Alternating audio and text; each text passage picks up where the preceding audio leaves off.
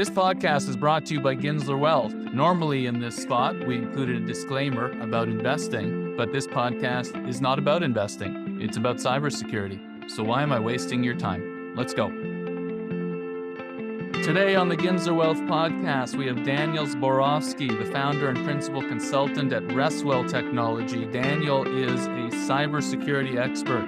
We talk about the current state of cybersecurity and hacks in Canada and worldwide. We talk about how humans are the biggest issue and what you can do to protect yourself and your company from hackers and cybersecurity breaches. This is important. Let's go.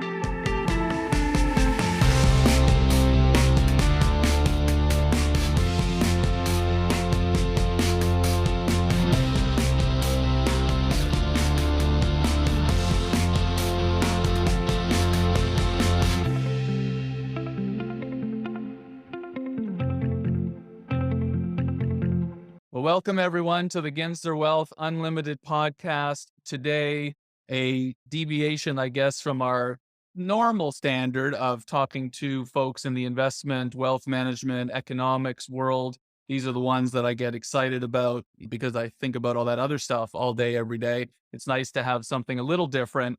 And this is a subject near and dear to my heart because I've really been personally affected by this. And this actually is cybersecurity and how people, businesses, families, etc., should be protecting themselves in this era of constant hacking. So really pleased to have with us today Daniel Zborovski. He's a founder and principal consultant at RestWell Technology. I've decided on this podcast, I'm not going to go through the line-by-line bios of everybody because they'll be in the notes. But the key for Daniel is he is a multi-decade cybersecurity expert. Companies hire him, people hire him, families hire him and his firm to make sure they're protected and they're not going to get hacked or breached, et cetera, et cetera. And so the idea here is to share with the listeners what's happening in the cybersecurity area and how you protect yourself. So Daniel, after that long-winded intro that was supposed to be short, Daniel, thanks for joining us.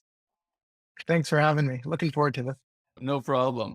So what I thought I would do, we have this wonderful guest, but I'm going to keep speaking just for a minute. What I thought I would do, as I said, I've been personally impacted by this. I want to tell you my story of whether it's cybersecurity or hacking or whatever you want to call it. This is more identity theft, but it, I think, highlights, the real pain in the butt, I should say, that this causes. Luckily, it's not a health-related thing. You're not going to die from this, but it really is a pain in the butt. So this was about 5 or 6 years ago. I was away on vacation with the family and I landed back at home, came home, and my home answering machine, and I don't know if most listeners like me, no one leaves messages on your home answering machine anymore because we all use cell phones, but my home answering machine had multiple messages from a payment processing hardware manufacturer, hardware reseller, basically saying that I'm overdue on the payments for my credit card processing machines.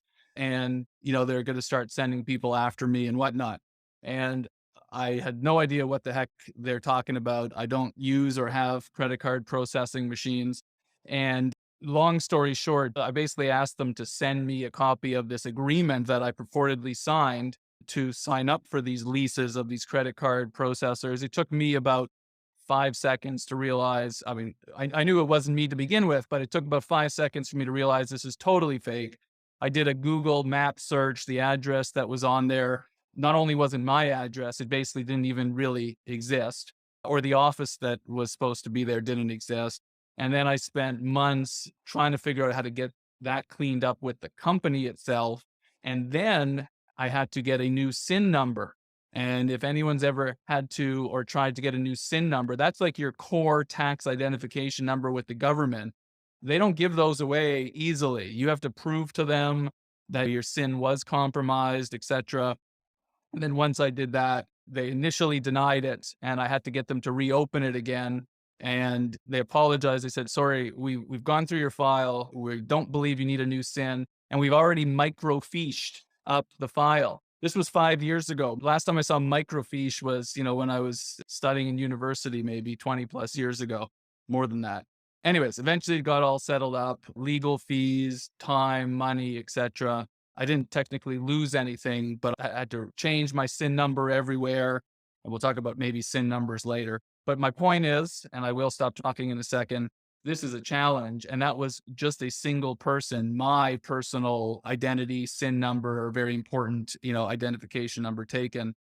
You can imagine if that was at a company and your client's information got taken, or if, it was a family or yourself and credit cards and all this stuff. So this is pretty important, and the world's getting much more challenging in this space. So Daniel, maybe just give our listeners a little bit of the sort of state of cybersecurity and hacks in Canada or worldwide, like paint the picture as to how big of a problem this really is. I think people know, but I think it's much more pervasive and concerning than maybe people think. Yeah, I'm sure you've heard lots of news, especially in the end of 2021. TTC in Toronto, they got hit with a ransomware hack. The systems were down for weeks. 25,000 records of their employees were released and leaked. Newfoundland and Labrador had a big data breach of their healthcare system October 30th, which was just the next day from the TTC, and it delayed care for thousands of patients. They also breached 38,000 medical records of people, and it took 30 days to get fully up and running. A couple weeks ago, Uber got hacked. It got hacked by a 17-year-old hacker who was later arrested in the UK. That's an interesting one, and we'll touch on that one in a bit. But that hacker, that 17-year-old, hacked Uber, which everybody knows who Uber is. But he went on and hacked also a company called Rockstar, which is one of the largest game publishing companies in the world. And they released video clips of this massive game that they're expecting to release in a couple of years. So it's everywhere. Largest corporations, Microsoft had a massive hack last year. Red Cross got hacked. It's everywhere. You basically have to assume that it's possible. You can't be 100% safe across the board, but there's things you could do to protect yourself and to protect companies, obviously. And so I think the answer is obvious, but well, two parts. Who's doing this hacking and why? What are they trying to get out of it? I'm sure the answer is money, of course, or maybe it's showboating that, 17-year-old kid could hack a major public tech corporation. But who's doing this and why? And why can't this be stopped?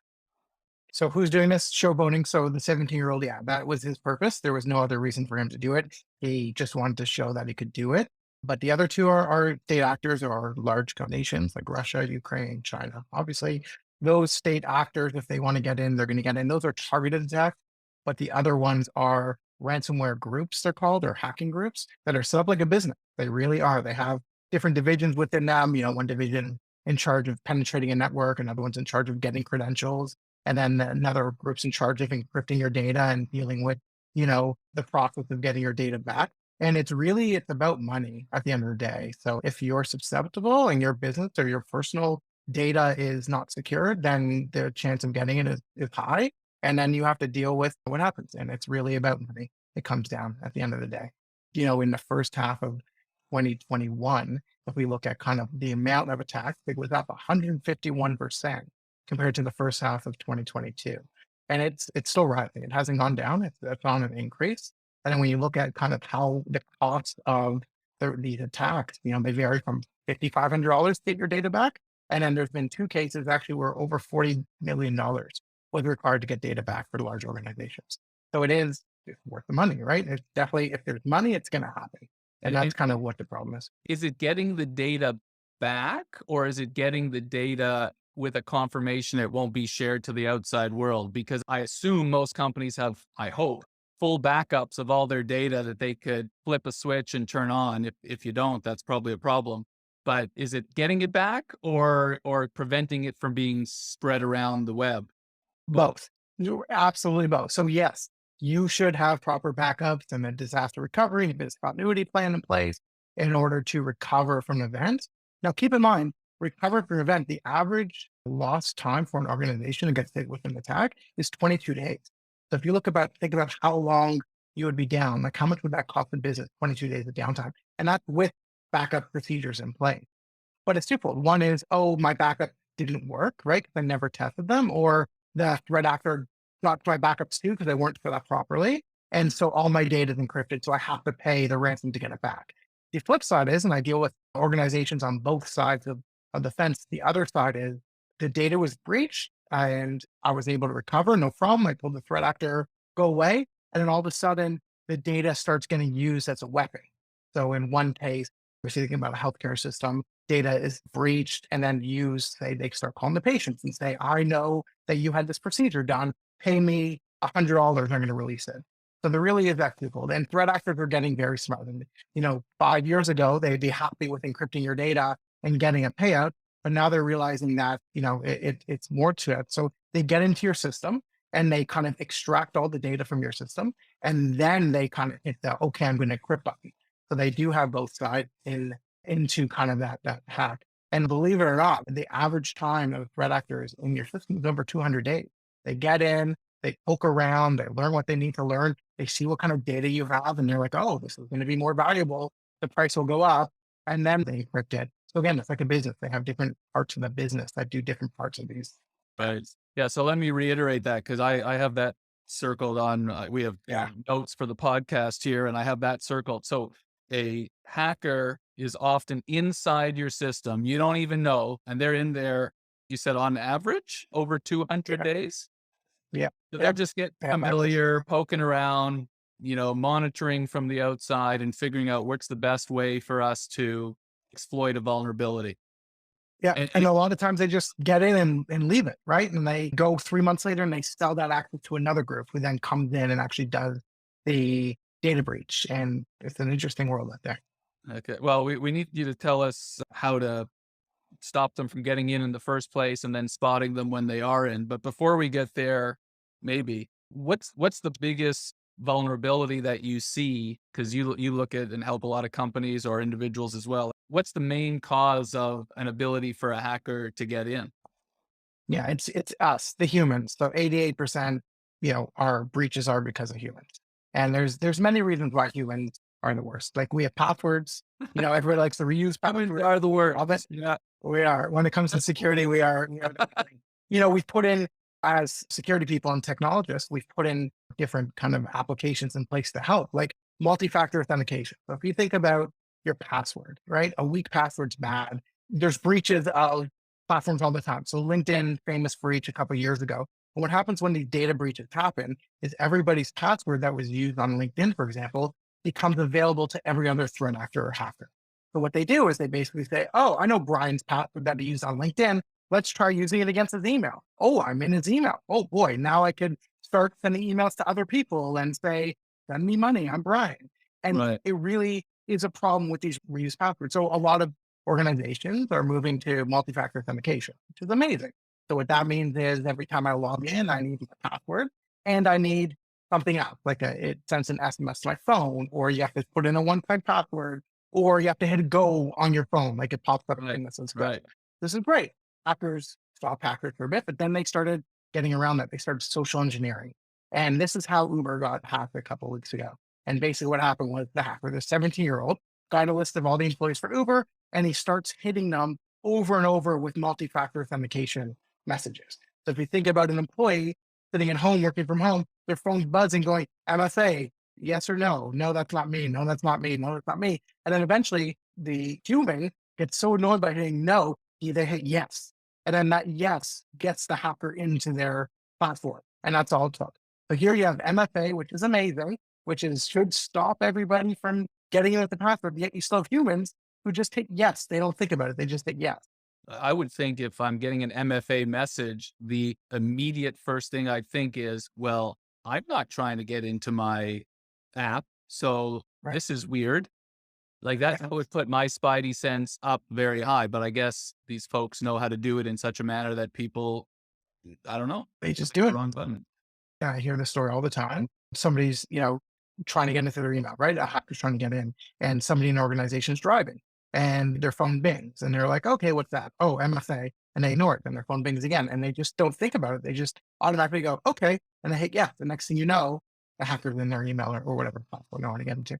The other side, which is even scarier, again, like you have these different mechanisms. One of them is like just 6-digit one-time code that we've all seen. I think we use it when we log into our banking in Canada, and you basically, this code changes every 30 seconds. And Right. it's one of the most secure ways of getting in, right? But what happens is hackers are now calling from like an IT department. Hi, I'm calling from Citibank IT department. My name's Bob. Does anybody know if Bob works at Citibank? I was calling from IT. I just need to fix your account. Can you just tell me the six Yeah. digit Right. code on your RSA key right now?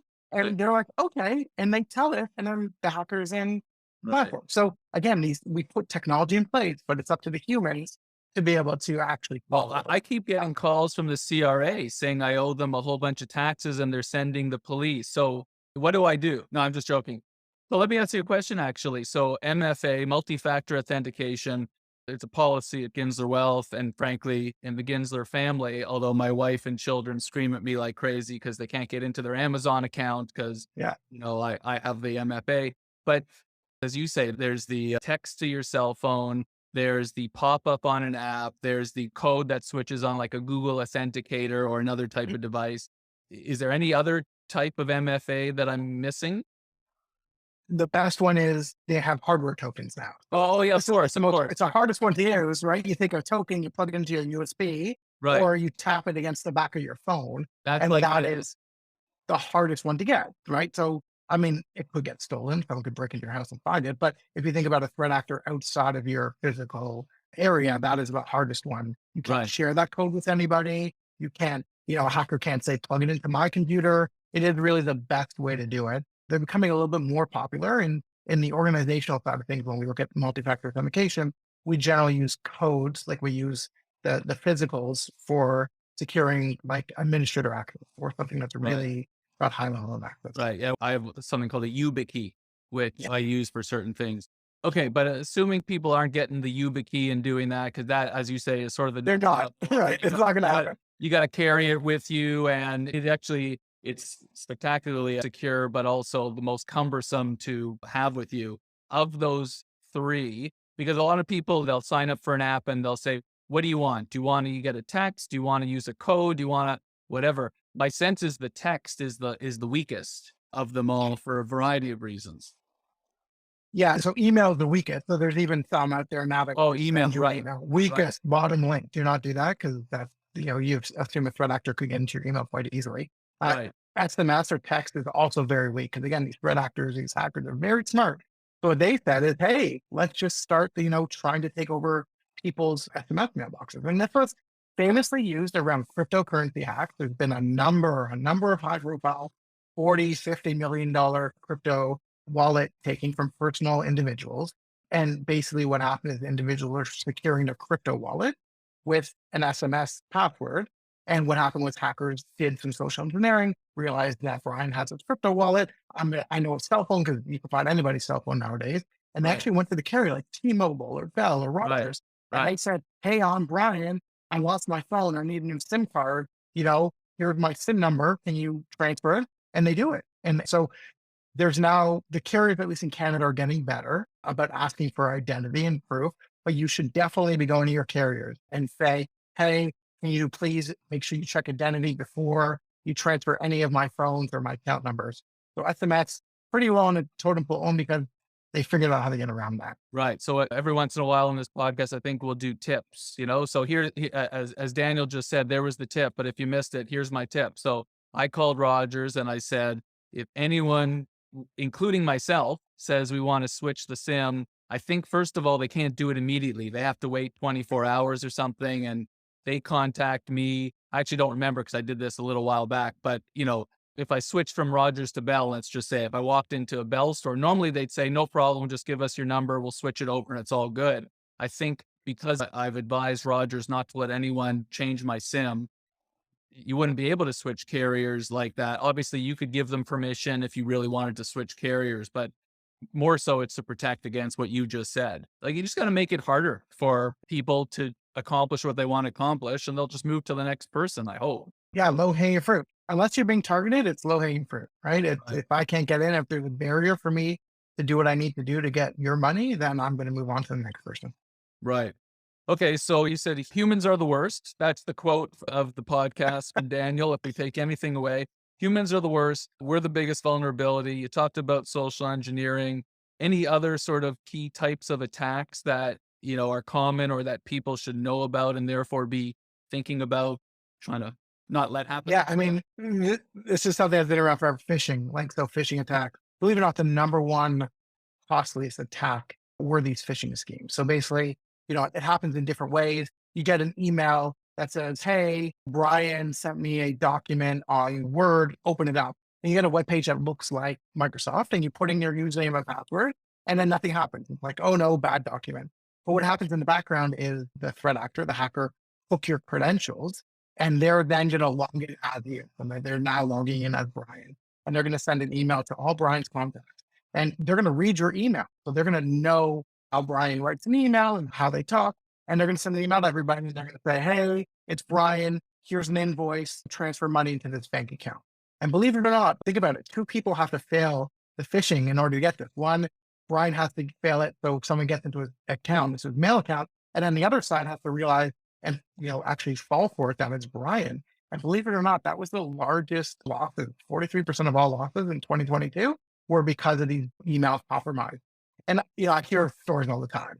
I have one story on a Friday, late afternoon. Controller gets an email that says, "Please transfer $50,000 to this wire transfer to this bank account in China." And the controller is like, "Well, we do business with China, so it's not unheard of," and blindly transfers out the money. Monday morning, the CFO comes in, does a little bank reconciliation, is like, "What's this $55,000? It's gone. You can't get it back. It's a loss." Another one would be a law firm that had a very sophisticated phishing attack that happened. And they ended up transferring out $500,000 out of their trust account, their lawyer's trust account. And the lawyers didn't realize that was all happening in the background. And the threat actor was talking directly to the bank. And the lawyer only realized that it happened when they got, a final email saying your wire transfer is complete. And the lawyer was in the meeting and obviously saw that email, ran as quickly as he could to the local branch, which was down the street. And they ended up stopping that transfer from happening right before it left the local branch to the bank account. So these are common. They don't get reported obviously a lot because it depends on what. And the other thing is it's not just businesses that this is happening to, it's individuals. I see it all the time where individuals get emailed from people they may know, and it may say something like, "Hey, I'm stuck in this country. I got robbed. I don't have any money. Can you transfer some money into my bank account? I'll pay you back when you get back." And like it's coming from Brian. It's coming from his legitimate email address. It's written like Brian. Like it happens all the time. And it is really, it's human, right? You have to be able to look at these emails and go, is this normal? Like, would Brian really reach out for me? Like, who am I in Brian's life that he reach out to me and ask me for money because he's stuck in Aruba or something? Right. Yeah. I may need to ask you for some money after, but that's a whole other story.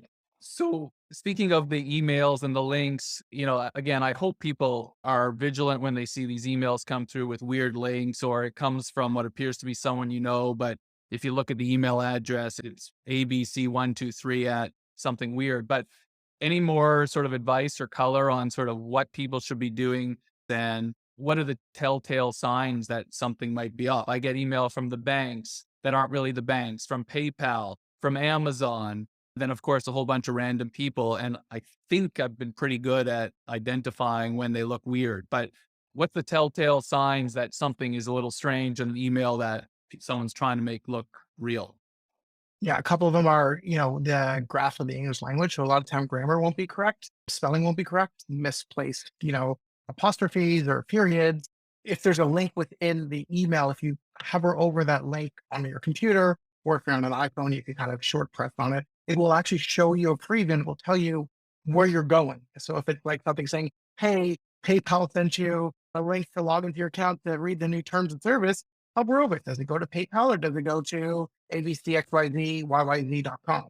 So Right. those are kind of like the things you need to look at and really, question every email that you get and see if it makes sense, right? Don't blindly just start clicking on things. And if you do click on the link, if it opens up a website that's, Microsoft login, but again, it doesn't look right, then it's not right. Exit it, be done. You don't need to deal with it. Walk away. Right.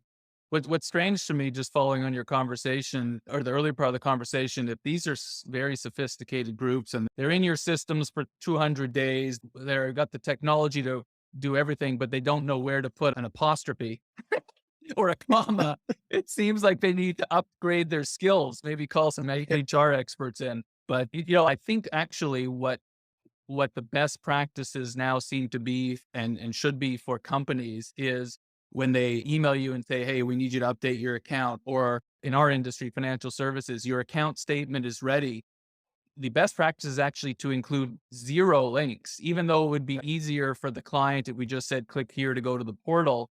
In fact, we're protecting the client by saying, just go to the portal, which you can find through our website or otherwise, as opposed to putting in a link. So sometimes just the very fact that there is a link in an email should be a red flag. I almost never click on links and emails anymore as a result. Yeah. Yeah. It's the right way to do it. Like that's the right way to do it is not to offer any links and just say, go into your account and check it out. Right. You can tell I'm a little paranoid on all this stuff, but it's both personally, It's but true. also for our business. We obviously have some very sensitive data, and so we put a lot of things in place to protect that. So maybe let's go through just other sort of day in the life or year in the life of individuals and what they might do and come across. Maybe travel is an interesting thing. Like, what do people do to protect themselves when they're out and about in the world, at a Starbucks, in an airport, at a hotel, where you're not in your home environment? You don't have whatever your greatest systems are or your internet or whatever. What do you tell people, or what should people be doing? Yeah. So first of all, don't use public Wi-Fi. I know it's tempting. I know people like it. You're at an airport, you want to get on public Wi-Fi. You're at Starbucks. Just don't do it. Definitely don't do it from a machine that is a work machine or has any personal information on it. If it's your cell phone, your kid, Wii or Switch, fine. But if it's your device with information on it, do not get on public Wi-Fi. The problem is anything that's transmitted from your computer to the access point on the public Wi-Fi is not encrypted, and anybody else on the public Wi-Fi has a chance of seeing it, including passwords and whatnot. So definitely tether your phone. Like most of our phone plans nowadays in Canada have roaming in the States and roaming to the rest of the world. Tether your phone, use that. Try not to get on public Wi-Fi, please. It's definitely not a good one. Another one which people don't really think about is you're in a resort, time to go home. You want to freight your boarding pass. You go to the business center. Don't log into your email in the business center. Don't log into your Air Canada account. Don't log into your anything on the business center computer. Those things are just bad.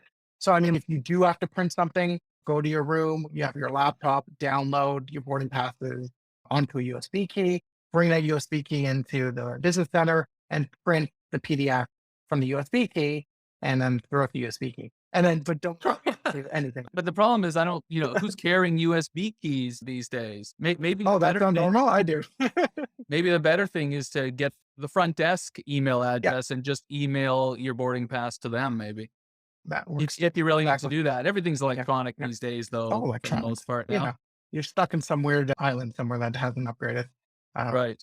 the last one, which people really don't think about, but this is like it's interesting. Tinfoil hat time. Don't plug your phone into chargers randomly. Like, they're at the airport, they're in restaurants now.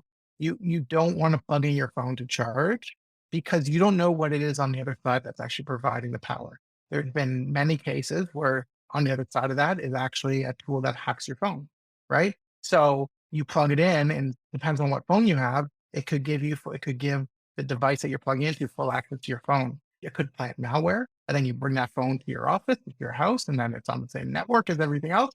So it's just a really good idea not to plug stuff into chargers just randomly. Bring a charger with you, plug it into the AC power, and charge it that way. I wouldn't plug anything into a random USB drive. Right. Got it. You told me an interesting story about a bank card. Going back to passwords for a second, because now we're in the sort of little Yeah. tips and tricks, I guess, stage for people. And then I want to talk about businesses in a minute too, because a lot of our listeners and my clients are business owners. But back to passwords for a minute, maybe share that story with our listeners here. Yeah. So if you think about PIN code, so you have a PIN for your Visa, when you put in your chip and PIN, your bank card obviously is a PIN. And what's happening now is banks are getting a little bit more sensitive if you use not a strong PIN. So there was actually in the spring of this year, of 2022, somebody from Ontario was downtown Toronto shopping, and they realized that their wallet was stolen. 2 hours after they realized their wallet was stolen, their $20,000 worth of charges rung up on their various credit cards and debit cards. And so when this person called RBC, which was one of the cards that was stolen, they got in touch with the fraud department, and the fraud department said randomly, is your PIN related to something personal, like your birthday? And the person answered, yes, it is. And RBC said, well, that violates our terms of service, and we're actually not going to refund you for all the purchases that were made with that PIN. They were funded for the tap, which is, I think it was $200 in refund. But this person was out almost $9,000 because the RBC said it's actually your responsibility to have a strong PIN. And so if you think about it, the person who stole the wallet had the driver's license, which had the birth date on it. And it probably was 10 minutes before they realized what the PIN was for their Visa card. So it's a new thing. This is very new and it's happening.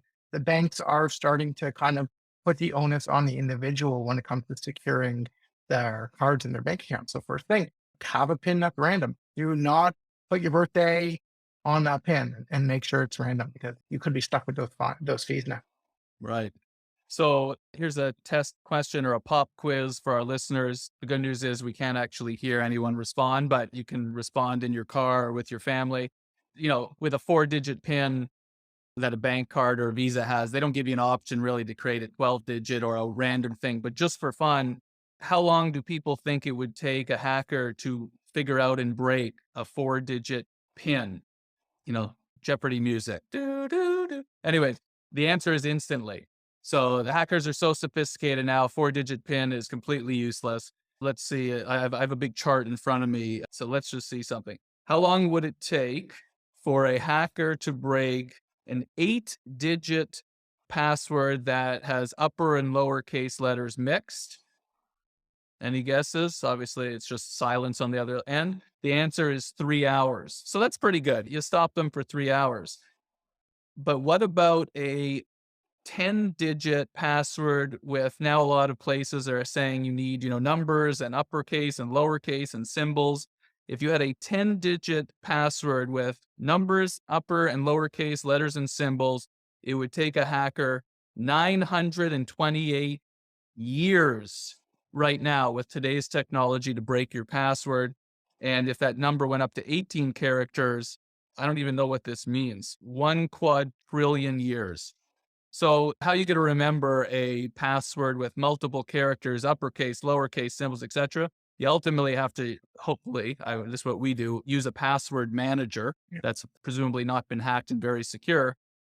And so basically, when Daniel and I were thinking about this podcast, I was saying to him, like, if someone came in to me right now and said, I need your password for your corporate email or we're going to kill you, unfortunately, I'm dead because I have absolutely no idea what my password is to log into my work network.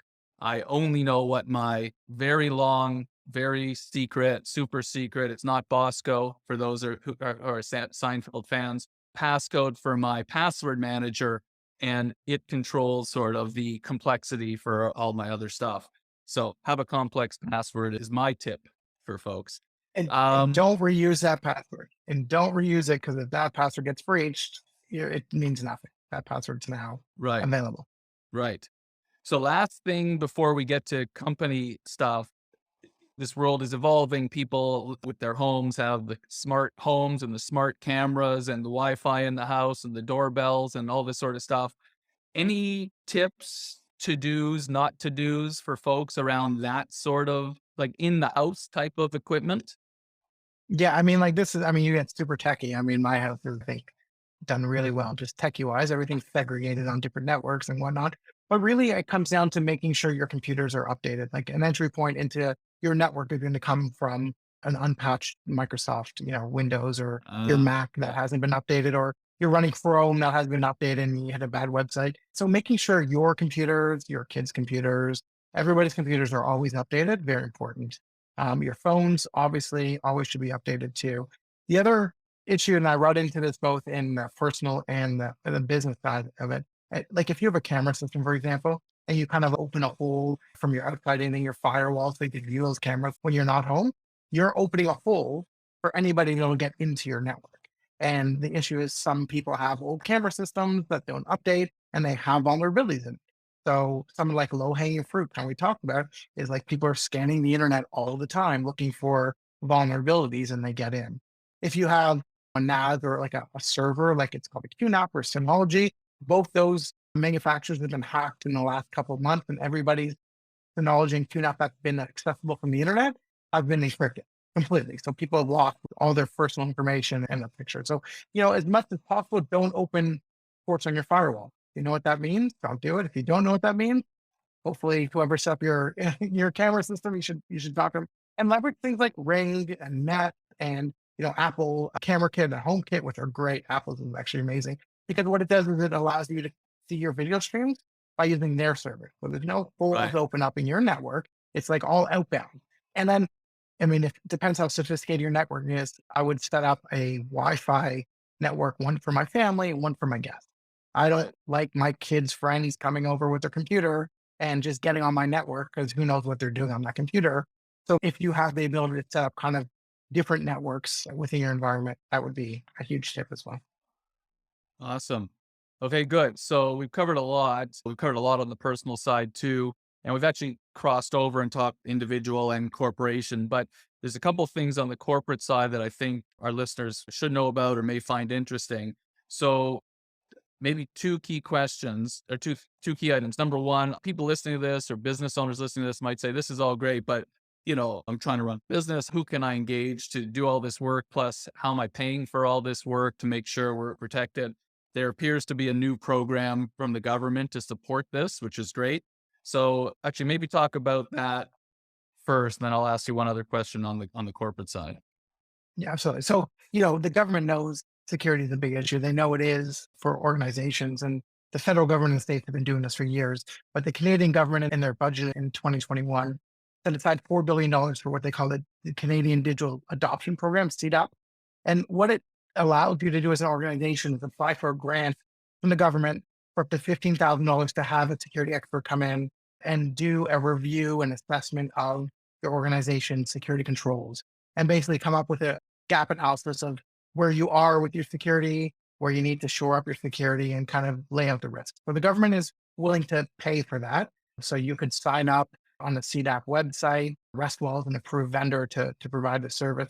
And then once the assessment is done, you could then apply for a BDC interest-free loan in order to implement any changes that are required based on the assessment. So let's say the assessment comes back and you need to install a new firewall and your computers are old and they need to be updated, or your ERP system is not supported anymore.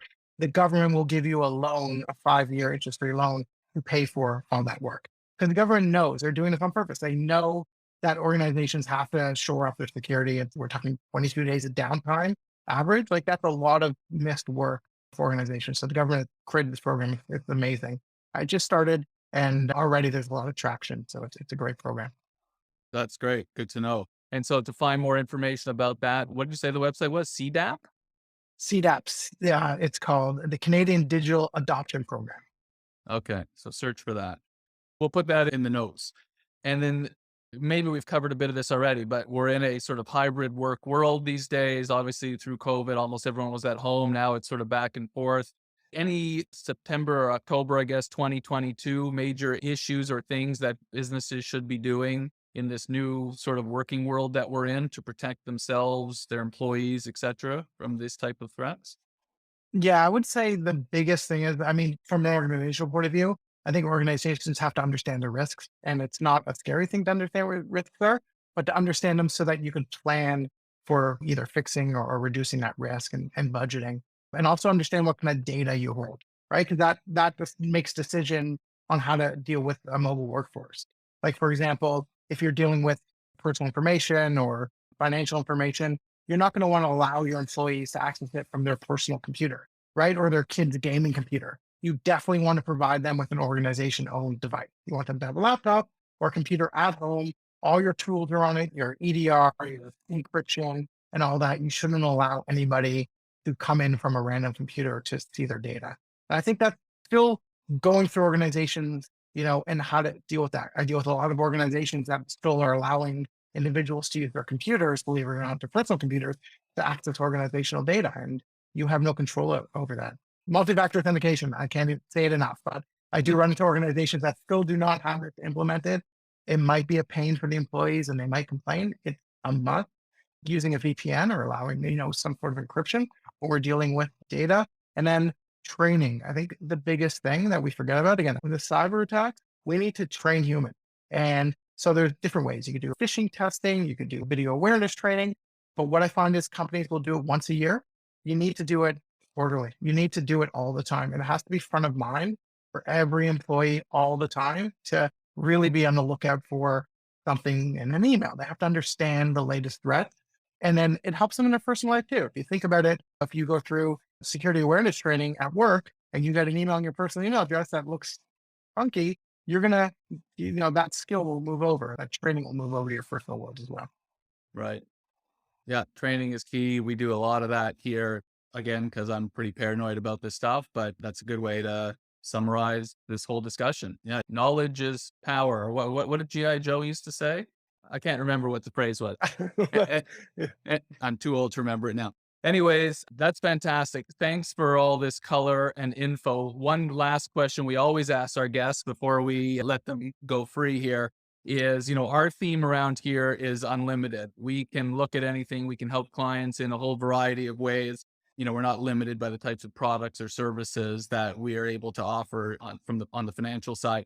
And so we always like to ask our guests, if you weren't doing what you were doing right now, you had unlimited ability to do anything in the world. You could be the greatest rock star. You could be on the moon. You could do whatever the heck. What would you be doing right now? Is it cheesy to say that I'm actually doing what I'm doing? Okay, but besides that, because I'd say half the people do say that, but I don't know. okay, good. I don't know if I believe it. When you were a kid, when you were 4 years old and your parents said, "What do you be when you grow up?" I don't know if you said a cybersecurity expert that protects companies from hackers. So I would say playing and rebuilding old cars. Not super old, but maybe, cars from like the 90s and 80s, not cars nowadays that are all electric and computer driven, but, rebuilding an engine, maybe doing a oil change, something with my hands like that. Nice. I'm a car guy as well, and I drive a Tesla now, so it's all electronic, and it's amazing what they can do remotely. You don't have to do anything, but that sounds like fun. Okay, sir. Well, look, thank you so much, Daniel. Really appreciate your time, your insights, and sharing with our listeners the do's and don'ts of cybersecurity and clicking and passwords and pins and all that fun stuff. So wish you the best, and thanks again so much for your time. Really appreciate it. Thank you very much. This was quite an experience. A lot of fun. Okay, thanks. Take care. Bye.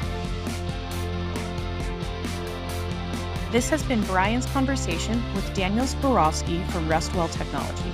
Cybersecurity impacts all of us, so hopefully you've learned some best practices and do's and don'ts on how to better protect yourself, your family, and your business.